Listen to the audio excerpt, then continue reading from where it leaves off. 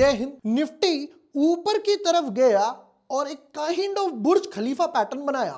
ये ऊपर ऊपर ऊपर जा रहा है तो यहां पर 22,124 का लकी नंबर हिट करा और वहां से एचडीएफसी बैंक ने कहा नहीं नहीं नहीं नहीं नहीं, नहीं रुक जा भाई, मैं मेन कल्प्रिट बनूंगा। गैप डाउन नीचे की तरफ आ गया।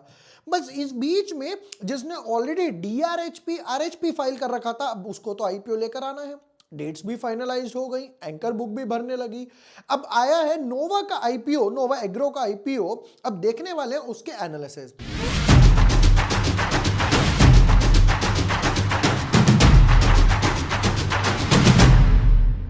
Hi everyone, my name is Vibhor Vashne. I am a SEBI registered research analyst. IPO बहुत ही छोटा है। ये बोल रहे हैं कि हमें ज्यादा डिमांड नहीं है, हमें सिर्फ 140 करोड़ रुपए दे दो, जहां पर लोग 500,000 करोड़ रुपए आपसे मांग रहे हैं। अब 140 करोड़ रुपए दे दो तो सब लोग भागेंगे। बट ये देखना है कि फाइनेंशियल्स कैसे हैं, बिजनेस मॉडल कैसा है, लॉन्ग टर्म रख सकते हैं या नहीं रख सकते हैं। Without wasting time deep dive करते हैं अपने स्क्रीन में अपने analysis. But yes, before moving ahead, अगर अभी तक आपने चैनल सब्सक्राइब नहीं किया है या न्यू यूजर हो, जैसे Nifty bank Nifty mid cap का डाला था, dot to dot, not even a single range, dot to dot, वहीं से बैंक निफ्टी में बाउंस आया। फिर ये मेडी असिस्ट आईपीओ, ज्योति सीएनसी का आईपीओ जो डॉट टू डॉट वहीं से गिर कर गया। यहां पर मैंने डाला भी था वीडियो में कि ज्योति सीएनसी 8 से 15% के आसपास लिस्टिंग गेन देकर जाएगा और इसने 12% पे ही अपनी जर्नी वगैरह स्टार्ट करी। चलो जी, मेडी असिस्ट का भी डाल दिया। अब आती है बारी नोवा एग्री की। समझते हैं बिजनेस मॉडल क्या है। बिजनेस मॉडल से ना एक ओवरव्यू बन जाता है आपका, ना एक रोड मैप क्लियर हो जाता है कि भाई बिजनेस मॉडल क्या बोल रहा है। शुरू करते हैं। Founded in Hyderabad in May 2007, that is almost 17 साल पुरानी कंपनी है। Nova Agritech Limited manufactures products that helps farmers to grow crop better। वो प्रोडक्ट वगैरह बनाते हैं जो फार्मर्स को हेल्प मिलती है अच्छे प्रोडक्शन वगैरह में। The main focus is on 3 things. क्या क्या है भाई? Soil health, plant nutrition and crop protection. The products are manufactured using technology and are designed to be environmentally nutritious. The company collaborates with farmers to gain insights, वो वगैरह वगैरह। ठीक है, और क्या है जी सेकेंड पैराग्राफ में?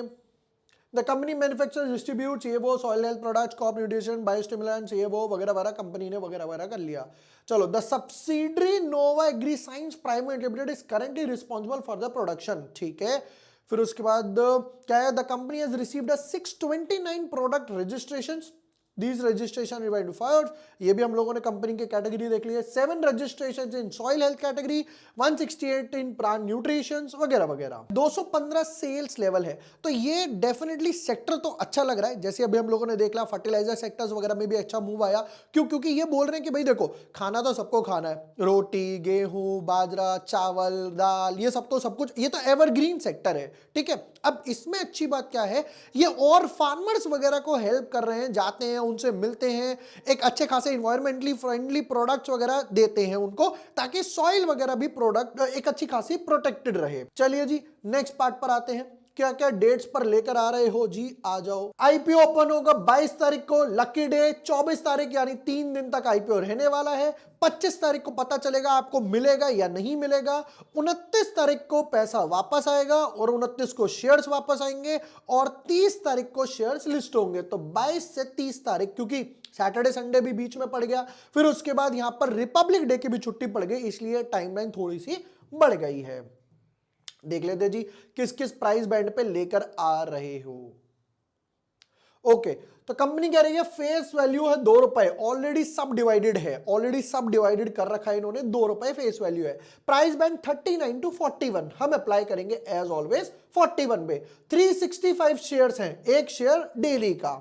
Jokes apart, total fresh issue company कहती है जी 143 करोड़ रुपीस मैं उठाने चाहती हूं, जो हम लोगों ने डिस्कस करा, जिसमें से 112 करोड़ यानी कि दैट इज ऑलमोस्ट 75% मैं पैसा कंपनी के खाते में लेके जाऊंगी रिजर्व्स में, और सिर्फ 31 करोड़ पैसा जाएगा ओएफएस के स्ट्रक्चर में। ये मैंने लास्ट वाली वीडियो में भी समझाया था, टाइम वेस्ट ना करते हुए मैं दोबारा से शॉर्ट में समझा देता हूं। कुछ लोग हो सकता है उन्होंने वो वाली वीडियो ना देखी हो, कुछ लोग हो सकता है जिन्होंने ये वाली वीडियो देखी हो पहली बार। कंपनी एक काम करते हैं, इसको और क्लियर करते हैं, just 1 minute.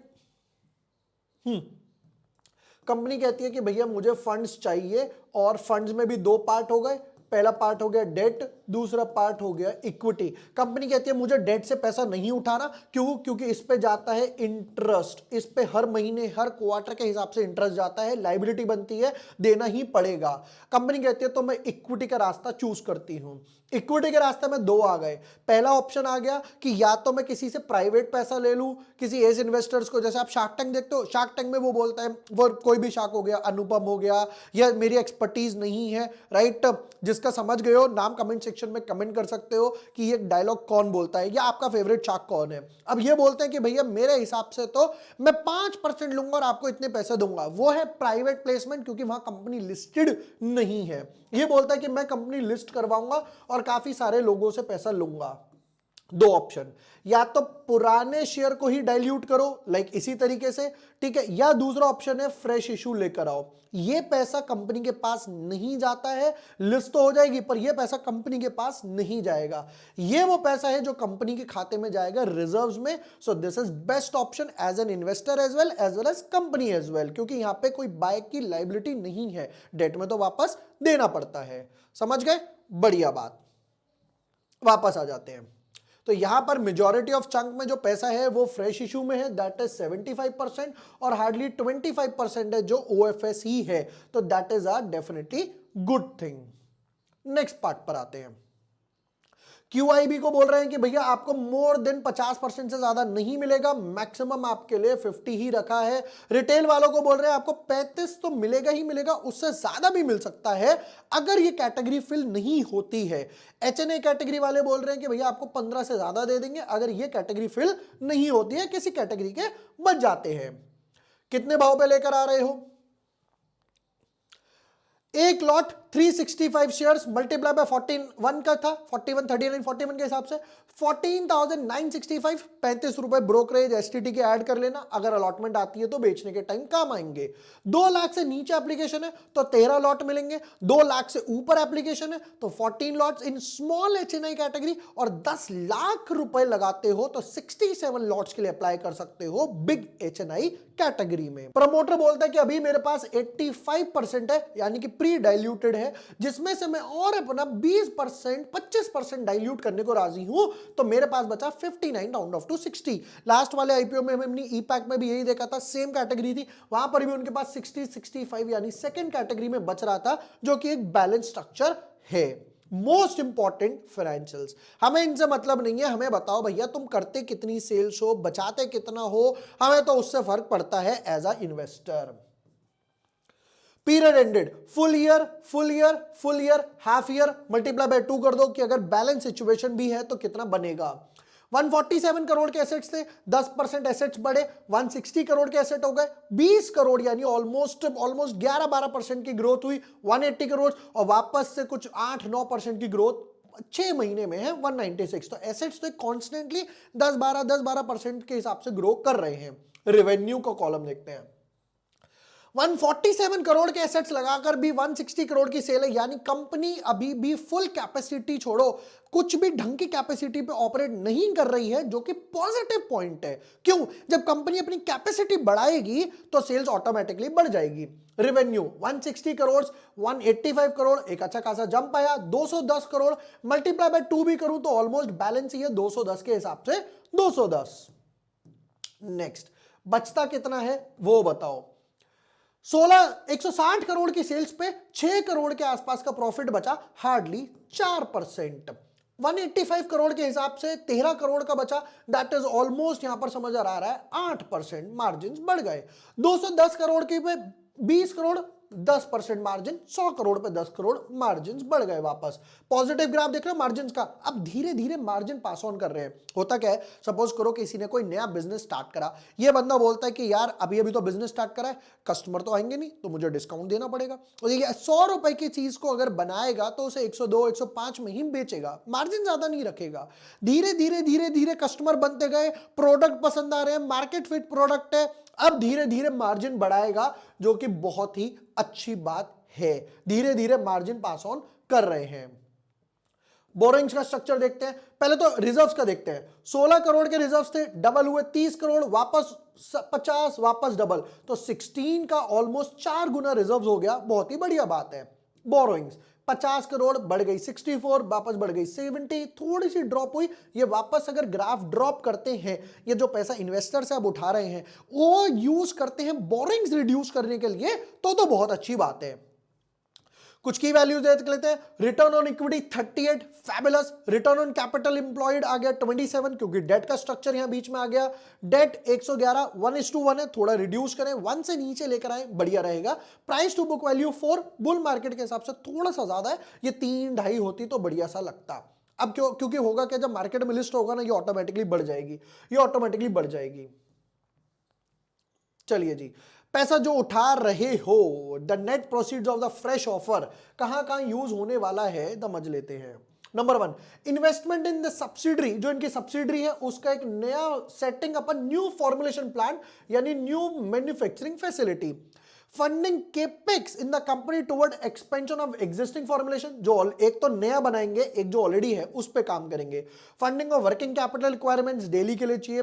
But investment in the subsidiary of Nova Agroscience private limited for funding capital, अपने लिए भी वर्किंग कैपिटल चाहिए, कंपनी के लिए, दूसरी वाली के लिए, दोनों के लिए चाहिए। कंपनी केपेक्स कर रही है तो ये तो डेफिनेटली समझ आता है, एक अच्छी बात है, एक अच्छी बात है। होता क्या है, जब भी कोई कंपनी अगर आपको दिख रही है केपेक्स कर रही है तो उसको अप्लाई करो, इसमें ही नहीं, कोई ऑलरेडी लिस्टेड कंपनी है, न्यूज आई कि हम केपेक्स करेंगे, बढ़िया बात है। क्यों, समझते हैं। पहली बात, कंपनी का रिजर्व्स में खाते में पैसा पड़ा हुआ है, वो वहीं पे वेस्ट हो रहा है, सड़ रहा है, कुछ आप काम करो ना, वो पैसा आपके पास पड़ा हुआ है, राइट। 100 करोड़ है, 20-30 करोड़ यूज कर लो, सेल्स बढ़ा लो, अपनी प्रोडक्शन बढ़ा लो। नंबर 1 तो ये है। उससे भी नंबर इंपॉर्टेंट 2 ये, अगर आप ध्यान से समझो, मैं आज सोच रहा हूं, मैं यार एक काम करता हूं, गाड़ी ले लेता हूं, डेली ना मेट्रो से अप डाउन में प्रॉब्लम हो रही है, मुझे रूट लंबा हो रहा है मेरा, ऐसा समझ लेते हैं। मैंने आगे का सोचा, राइट। कोई कंपनी, आप सोचते हो यार एक काम करते हैं, मेरी शादी होने वाली है, फ्लोर बढ़वा लेते हैं, घर बड़ा बनवा लेते हैं, तो आप आगे का सोच रहे हो सकता है इस टाइम आपकी जेब से पैसा जाए, बट आगे के 10 साल वो आपको बनाकर देगा। That is capex, capital expenditure. आज हो सकता है कंपनी की जेब ढीली हो जाए, बट जब वो 10 साल 15 साल आपको पैसा बना के देगी तो बढ़िया सा पैसा बनेगा। आ जाते हैं जी इस पर। प्राइस बैंड की बात कर लेते हैं पहले। प्राइस बैंड रखा है सिर्फ 41 रुपीज पर शेयर का। मोस्ट इंपॉर्टेंट, सिर्फ 143 करोड़ कंपनी चाह रही है, तो ओवर सब्सक्राइब तो बहुत होने वाला है। ओवर सब्सक्रिप्शन की बात करूं, मैं यहां पर somewhat around 70 times over subscription expect कर रहा हूं, क्योंकि छोटा आईपीओ है। लिस्टिंग गेन की बात कर लेते हैं। लिस्टिंग गेन भी यहां पर डेफिनेटली अच्छे होने वाले हैं, क्योंकि कंपनी तो ऑलरेडी 10% के मार्जिन से ग्रो कर रही है। ओवर सब्सक्रिप्शन इंपैक्ट जरूर करेगा। हाँ, मार्केट में जो फॉल आया है उससे हो सकता है यहां 100 टाइम्स में लिखता, 80 टाइम्स लिखता, वो जो आया मैंने ऑलरेडी कम करके ही लिखा है, क्योंकि मार्केट 2-3 दिन से वोलेटाइल चल रही है। लिस्टिंग गेन की बात करूं तो समवट अराउंड यहां पर 30% के आसपास लिस्टिंग गेन में एक्सपेक्ट कर रहा हूं। मैं डेफिनेटली मल्टीपल डीमैट अकाउंट से अप्लाई करने वाला हूं, क्योंकि छोटा आईपीओ है तो अलॉटमेंट के चांसेस कम होंगे, तो अलॉटमेंट के चांसेस बढ़ाने के लिए मल्टीपल डीमैट अकाउंट से अप्लाई करने वाला हूं। ये था नोवा एग्री के डिटेल्ड एनालिसिस। वीडियो पसंद आया हो, share with your friends, like and subscribe. Thank you for watching the video. Lots of love.